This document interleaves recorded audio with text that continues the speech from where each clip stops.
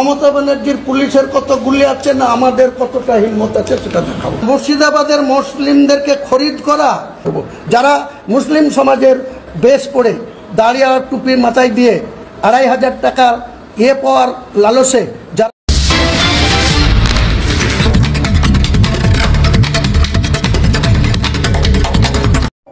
এই মুহূর্তে বিস্ফোরক মন্তব্য হুমায়ুন কবির।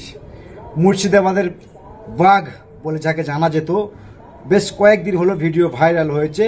শুভেন্দু অধিকারী, রাজ্যের বিরোধী দলনেতা শুভেন্দু অধিকারী, তিনি কিন্তু মুসলিমদের নিয়ে মুসলিম বিদ্বেষী কথা বলেছিলেন যে আমরা যদি 2026-এ ক্ষমতায় আসি মুসলিম বিধায়কদেরকে ছুঁড়ে ট্যাং চোলা করে ফেলে দেওয়া হবে। এই বিস্ফোরক মন্তব্য তিনি করেছিলেন। তার পরিপ্রেক্ষিতে হুমায়ুন কবির কিন্তু তাকে চ্যালেঞ্জ করে বিস্ফোরক মন্তব্য তিনি করেছিলেন।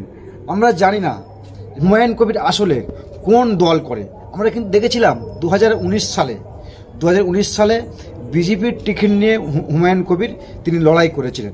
হঠাৎ করে তারপরে আমরা দেখলাম তৃণমূলের টিকে তিনি লড়ছেন বা তিনি তৃণমূলের নেতা এখন।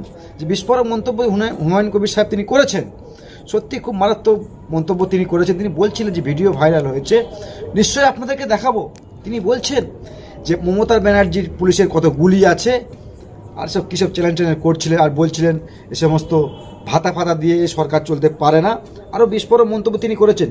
আগে দেখে নেওয়া যাক হুমায়ুন কবির সাহেব কি মন্তব্য করেছেন, বাকি বিস্তারিত আমরা কথা বলবো।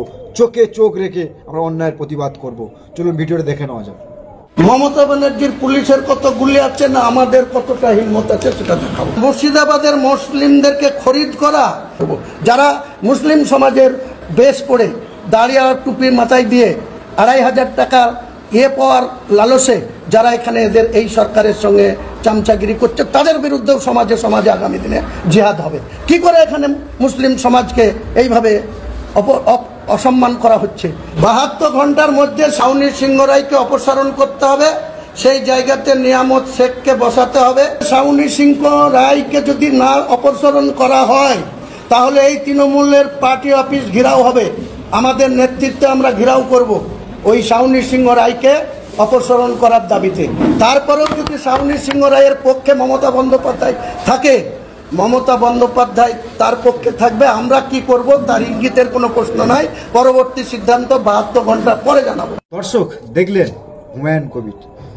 দর্শক জানি না ভিডিওটা কোন সালের ভিডিও, জাস্ট ভাইরাল হিসেবে আমাদের কাছে এসছে আর আমরা দেখছিলাম যে ইনি কি হুমায়ুন কবির। আমরা ভালো করে দেখলাম যে হ্যাঁ এটাই হুমায়ুন কবির। আসলে যিনি এই বক্তব্যটা আমাদের কাছে পাঠিয়েছে বা ভাইরাল হিসেবে এসছে, এই ভিডিওটা কিন্তু বেশ কয়েক বছর আগে হুমায়ুন কবির সাহেব যখন 2019 সালে বিজেপির টিকিট নিয়ে লড়াই করে তখনকার ভিডিও। আজ এই ভিডিওর মধ্যে দেখছিলাম, আপনারা নিশ্চয়ই শুনেছেন ভিডিওর মধ্যে কি ভাষায় হুমায়ুন কবির সাহেব যে সরকার চলছে আর কি, তৃণমূল কংগ্রেসের সরকার, আর সেই সরকারের নাম মমতা ব্যানার্জি, তৃণমূল কংগ্রেস, মমতা ব্যানার্জি নেত্রী আর কি, তার বিরুদ্ধে সমস্ত কথাগুলো বলছিলেন।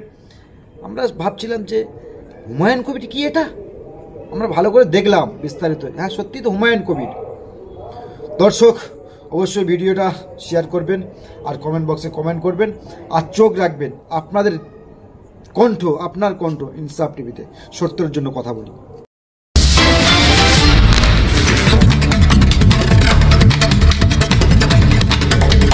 আপনারাও চোখ রাখবেন আপনার কণ্ঠ, আপনাদের কণ্ঠ ইনসাফ টিভি।